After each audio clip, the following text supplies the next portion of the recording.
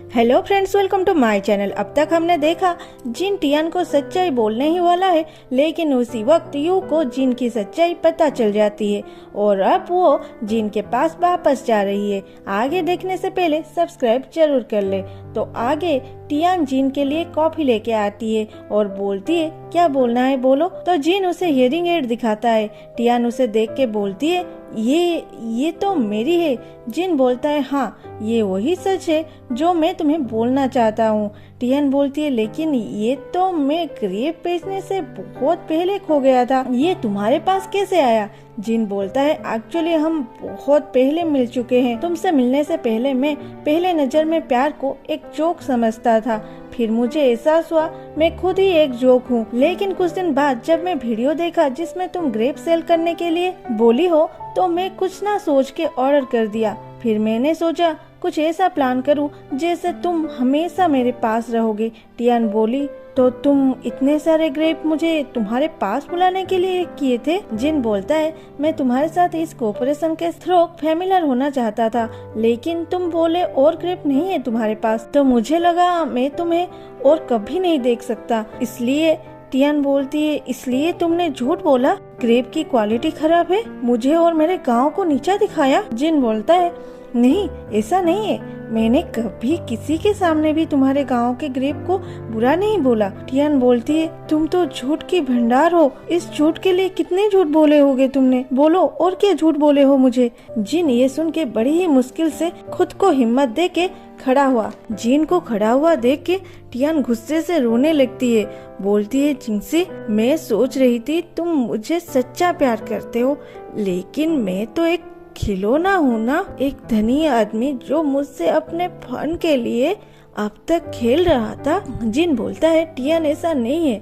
Tian अपने हाथ में जो कॉफी था उसके फेस पे फेंकती है। जिंग से मैं तुम्हें देखना भी नहीं चाहता, और कप नीचे फेंक के वहाँ से चली जाती है। कंपनी के बाहर रोते हुए भागते टाइम वो गिर जाती है और उसके पैर जख्मी हो जाती है। वो वही रोड पे बैठ के जोर जोर से रोने लगती है। जिन उसके पास आके बोलता है टियान तुम ठीक हो, चलो मैं तुम्हें हॉस्पिटल ले जाता हूँ। टियान बोलती है छोड़ो मुझे छूना भी मत। जिन उसे उसके साथ हॉस्पिटल जाने के लिए फोर्स करता है, तो टियान जिन को एक चांटा मारती है।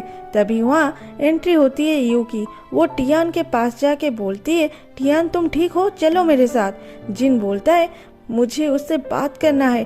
टियान मेरा पूरा बात तो सुनो। यू बोलती है कोई बात नहीं सुनना, जाओ यहाँ से। जिन यू के हाथ में छाता देख के बोलता है टियान क्या ये छाता तुम्हें याद है, ये तुमने मुझे दी थी। टियान उस छाते को देख के उसे यू के हाथ से लेके फेंक देती है और वहाँ से चली जाती है। जिन वहीं रास्ते पे बारिश में खड़े होके रोने लगता है। दूसरे सीन में टियान और यू घर में थे। यू टियान को सर्दी के लिए मेडिसिन देते हुए बोलती है मेरे मानो तो जिन तुम्हें लेके सीरियस है। मैं जिन को अच्छे से जानती हूँ, वो हमेशा अपने धुन में रहता है, लेकिन एक्टिंग उसका बहुत ही खराब है, और वो जिस हालत में इस टाइम था वैसे रियल एक्टिंग उसके बस की बात नहीं है। फिर जिन को दिखाता है वो उसके अपार्टमेंट के सामने बंद छाता को हाथ में पकड़ के बारिश में खड़ा था। वो टियान को बहुत सारे मैसेज भी भेज चुका था। टियान आई एम सॉरी, तुम्हें हर्ट करना मेरा मोटिव नहीं था, मैं तुम्हें सच में बहुत प्यार करता हूँ, मुझे एक चांस तो दो एक्सप्लेन करने के लिए। आई एम सॉरी, मैं गलत था। इतने मैसेज के बाद टियान उसे ब्लॉक कर दी थी। जिनका ड्राइवर आके बोलता है सर चलो चलते हैं, इतनी बारिश हो रही है, कम से कम कार में बैठ के वेट करो ना।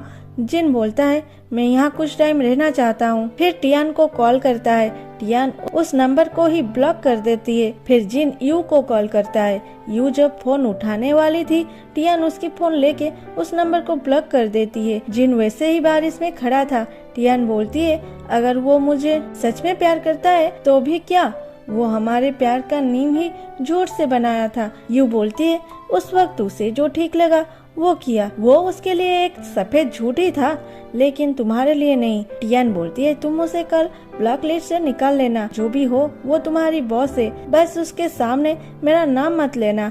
यू बोलती है, और कितना पैसा लौटाना है तुम्हारी वो 100 करोड़ नुकसान का जो जिन को देना है? टियान बोलती है 11,000। यू बोलती है ठीक है, मैं 12,000 उसे ट्रांसफर कर दिए, तुम्हें और काम नहीं करना होगा। फिर फोन में कुछ करने लगती है। टियान जब उसके फोन में देखी तब उसे पता चला यू तो रिजिग्नेशन लेटर लिख रही है। टियान फोन छीन के पूछती है तुम ये क्या कर रहे हो? यू बोलती है जिसे मेरी टियान इतनी हेट करती है उसके साथ कैसे काम करूं? टियान बोलती है मेरे लिए अपने जब मत छोड़ो, उसके बाद तुम क्या करोगे?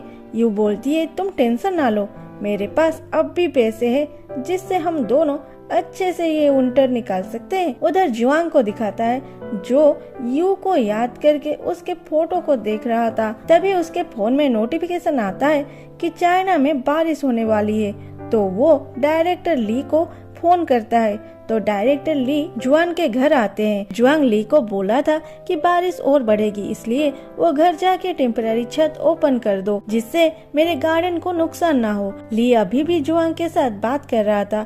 वो बोलता है अरे रेन शेड तो ओपन है, देखो मैं कितनी इंटेलिजेंट हूँ। जब सुबह तुम्हारे पौधों को पानी दे रहा था तब से ही मुझे पता था कि अब बारिश होगी, इसीलिए मैंने रेन शेड ओपन कर दिया था। उधर यू को दिखाती है, वो अपनी विंडो क्लोज कर रही थी। वो आधी से ज्यादा भीग गई थी। वो आके फिर से टियान के पास बैठ के उसे खुश करने की कोशिश करती है। इधर किया कहीं जा रही थी, वो बहुत खुश थी। वो प्लेन में ही अपने मेकअप ठीक कर रही थी। उधर यू और टियान सो रहे थे। तभी यू को कॉल पे कॉल आने लगता है। यू नहीं उठाती।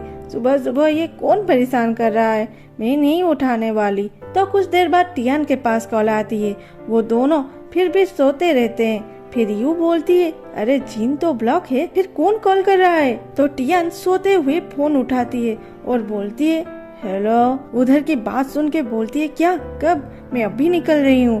उसकी दादी की तबीयत बहुत खराब थी, वो आईसीयू में थी। यू और टियान गाँव के लिए निकलते हैं। डॉक्टर टियान को बोलते हैं इनको कोई सीरियस प्रॉब्लम नहीं है, लेकिन वो आजकल ज्यादा काम करने लगे हैं और ठीक से खाना भी नहीं खा रहे हैं। तो टायरनेस के वजह से ऐसा हुआ है। क्या ये अकेले रहते हैं? टियान बोलती है हाँ। डॉक्टर बोलते हैं ये सच है कि इन्हें कोई बड़ी प्रॉब्लम नहीं है, लेकिन अगर ऐसे ही चलता रहा तो उनके ब्रेन के टिश्यू अफेक्ट होगी और वो कोमा को जा सकते हैं। तो टियान बोलती है आज से मैं दादी के पास ही रहूंगी डॉक्टर। डॉक्टर बोलते हैं तो ठीक है, तुम इन्हें ज्यादा काम करने मत देना और विटामिन देते रहना, अच्छे सब्जी वाला खाना भी देना। आफ्टर ऑल वो बूढ़ी हो चुकी है। डॉक्टर जाने के बाद दादी की होश आ जाती है। टियान बोलती है दादी सॉरी, मैं तुम्हें कभी छोड़ के नहीं जाऊंगा, सारे काम अकेले करूंगी, तुम्हें कुछ करने नहीं दूंगी। दादी बोलती है कौन से काम? मैं तो काम नहीं करती थी,